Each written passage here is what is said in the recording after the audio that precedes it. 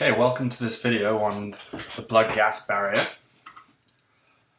So, in this video we're going to talk a little bit about what we call the alveolar capillary membrane, which is just that junction between the air, the gas in the lungs, and the blood supply. Now, what is the primary function of the lung? So we know that the primary function, let's write this here, the primary function of the lung is to exchange gases. So that's gas exchange.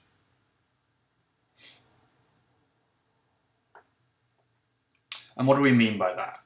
So every cell in the body that undertakes aerobic metabolism, that is the breakdown of glucose into ATP, that sort of unit of energy in the body. Any cell that uses an aerobic mechanism to break down glucose needs oxygen. It consumes oxygen and it produces carbon dioxide. So let's see if we can just kind of represent that here. So let's zoom in a little. So we'll represent that here. So we have the body. This is the body, and by body I mean I'm including cells that are working aerobically, utilizing oxygen. So what did we say here? We said that they need to consume oxygen.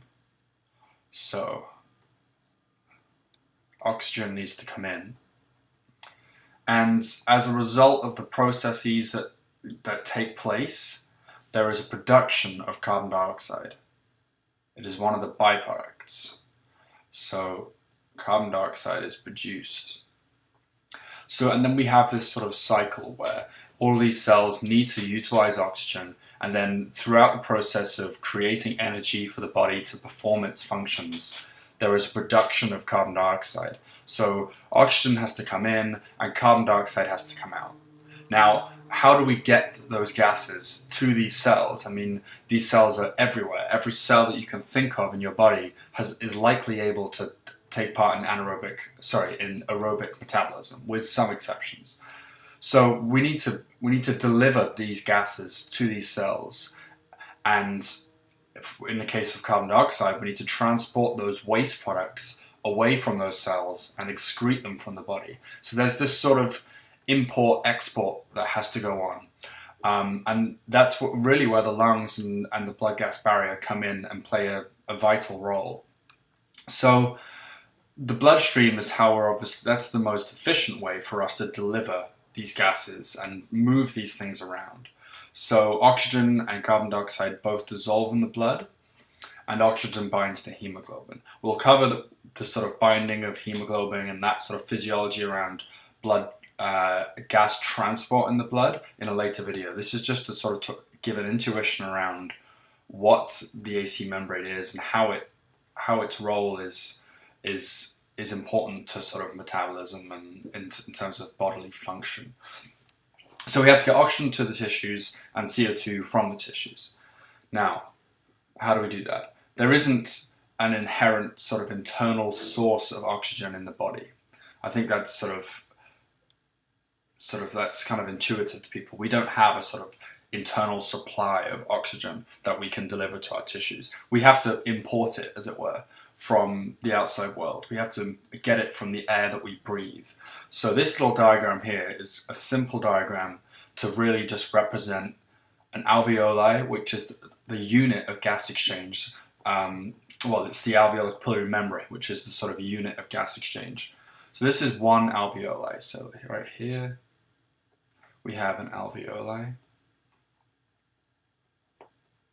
And those are just these air-filled sacs right at the very terminal ends of the lungs. The very distal end of the lung are these alveolar sacs.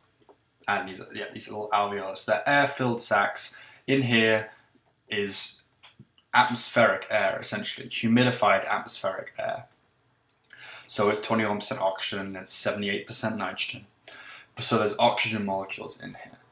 Now, and then this is a pulmonary capillary right here, so let's label that. This will be a pulmonary capillary. And this is part of the sort of blood supply network of the lung, which is extensive. So this is a pulmonary capillary. This is the sort of smallest the blood vessels get within the lung. These are embedded in the alveolar walls, which I'll show you in a second. This diagram is more for an understanding of physiology than an accurate depiction of the anatomy. So we have the alveoli, which is our gas portion, and our pulmonary capillary. So what's going to happen? The body needs oxygen and produces carbon dioxide. So oxygen is in this airspace. There are lots of sort of oxygen molecules here, if we sort of viewed them like this. And we need to get those from the lung into the blood. And similarly, I'm going to change the color of this carbon dioxide here because it's a little confusing how it's too similar. So let's call this CO2 down here. So, and there's going to be a build-up once the blood has left the tissues and it's on its way back to the heart to be pumped out of the pulmonary artery into the lungs, into these pulmonary capillaries. This is going to have quite a high dissolved concentration of carbon dioxide because all of those cells around the body have been producing carbon dioxide and it has to get out somewhere. So it comes to the lung. So we have all this carbon dioxide in the blood, and then this needs to go into the lung to then be exhaled. We just expire it into the atmosphere. So this is going to be here, expired carbon dioxide. And then our oxygen here, let's just flip over to here. Our oxygen will need to be brought into the bloodstream. And then this all sort of fills up and nicely oxygenates our blood, which goes back to the left side of the heart, pumped out of the aorta to the body to feed the tissue. So then we deliver this oxygen to the body. So we have this sort of cycle going on where oxygen is poured into the tissues, they use the oxygen, produce carbon dioxide, which goes back into the bloodstream, back to the lungs, into the lungs, and then expired. So that's this sort of simplified version of what happens. These are the two main gases we're worrying about, and we need to bring them in and exhale them. Okay? So, and the key point we're talking about with the blood-gas barrier or the alveolar capillary membrane, as you'll see if you alveolar capillary. So this here, let's get a better color for this. So this right here is going to be the alveolar capillary membrane. Okay, and this is the site where this gas exchange takes place. This is what we talked about earlier in the video. Primary function of the lung, you can see here, is gas exchange. So that's really what we've just talked about. And where that happens is in the lung at the alveolar capillary membrane, at this junction between the blood and the air, I guess you could look at it. This is the gas in the lung and the blood. Okay, so this alveolar capillary membrane. And in the next couple of videos, we're going to talk about this membrane and some of the structures around it and really kind of blow your mind a little. Because if you look at this structure here, it looks like, oh, that's quite simple. It's got alveoli and it's got capillary. Whereas actually there's quite a few structures, and we're going to track the path that one of these little oxygen molecules has to take to go from the air all the way in to bind to the hemoglobin in the blood. So we're going to look at that in the next couple of videos.